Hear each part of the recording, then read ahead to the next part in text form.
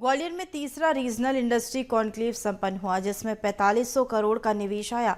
Connective को लेकर बीएसटीबी ने एमएसएमई मंत्री चैतन्य कश्यप से खास बातचीत की, जिसमें उन्होंने ग्वालियर में रीजनल इंडस्ट्री कॉन्क्लेव की तारीफ की है और कहा कि यह कॉन्क्लेव युवा उद्यमियों के लिए मील का पत्थर साबित होगा। अडानी अंबानी जैसे बड़े समूह के लोगों में यहां इन्वेस्टमेंट करने की सहमति प्रदान की। इससे ग्वालियर चंबल अंचल के विकास को गति मिलेगी।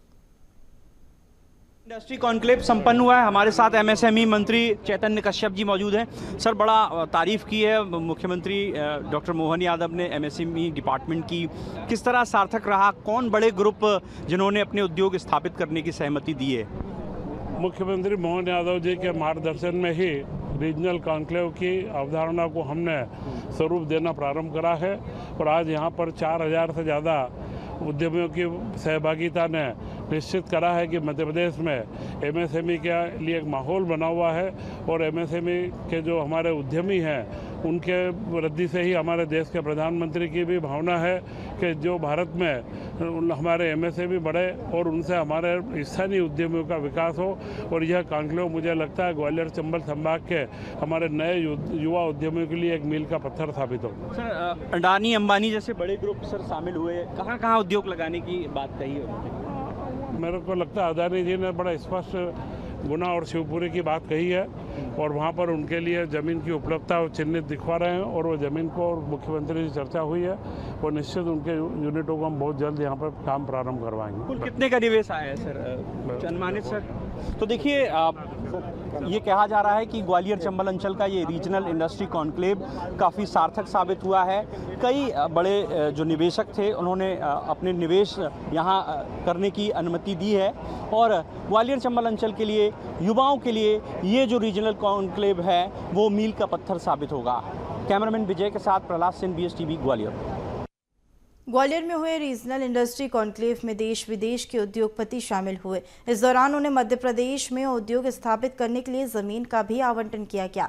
हरियाणा से अत्याधुनिक टूरिज्म प्रोजेक्ट मध्य प्रदेश के अमरकंटक में स्थापित करने के लिए एक उद्यमी को अमरकंटक में जमीन आवंटित हुई है। बीएसटीवी से बातचीत में उद्यमी ने सीएम मोहन यादव की जमकर तारीफ की। उन्होंने कहा कि मध्य प्रदेश के मुख्यमंत्री क्विक डिसीजन मेकर है, इससे उनके विकास की दूरदर्शिता पता चलती है।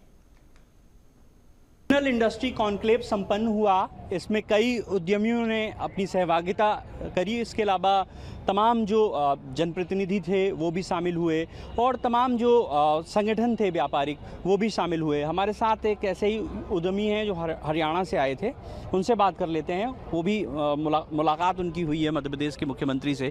कहाँ से थे सर? रीजनल इंडस्ट्री कॉन्क्लेव को लेकर आपकी क्या ख्याल है, कैसा रहा ये? मुझे लगता है जो मोतियों को जैसे बांधने के लिए सूत्र का काम किया जाता है, मुख्यमंत्री साहब ने बड़ा अद्भुत काम किया।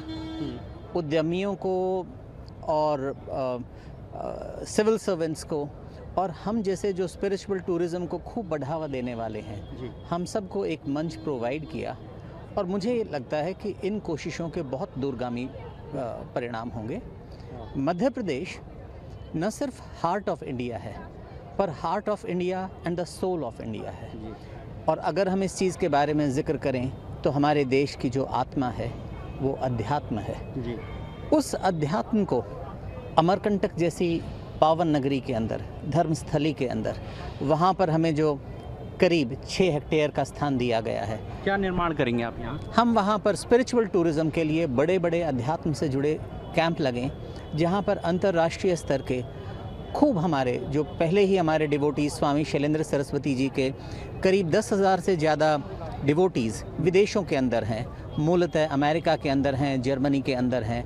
मुझे लगता है कि हम उस प्लेस को अच्छे से डेवलप करेंगे। क्या सोचकर आए थे? मध्य प्रदेश सरकार से तोहफा मिला है आपको एक तरीके से? ये जो स्थान अपने को अलॉट हुआ है, ये इसका एक बड़ा महत्वपूर्ण यही है बात है कि अमरकंटक के नज़दीक है जी। और अमरकंटक का इतिहास यदि हम देखें तो जैसे हिमालय का बड़ा वो आता है कि भाई आध्यात्मिक क्षेत्र के लिए, लेकिन हिमालय से सैकड़ों गुना पुराना नर्मदा नदी है।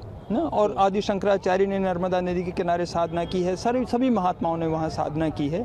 महर्षि महेश योगी जी के गुरुदेव स्वामी ब्रह्मानंद सरस्वती की तपस्थली और महर्षि महेश योगी जी ने स्वयं मुझे इसी आदि उद्देश्य से अमरकंटक भेजा था। और अब तो बहुत अच्छी बात हो गई है कि अमरकंटक के पास अपने को सरकार के द्वारा ये ज़मीन मिल गई है और इसके ऊपर भारत की जो आत्मा है, भारत को विदेश में आध्यात्मिक गुरु के रूप में ही माना जाता है, इसलिए अपना एक यूएसपी है, यूनिक सेलिंग प्रोपोजिशन जो भारत का है वो अध्यात्म है।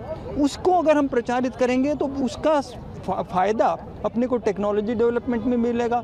जैसे स्टीव जॉब्स भारत आए थे, एप्पल का उन्होंने फाउंड किया, इसी तरह से मार्क जुकरबर्ग आए थे।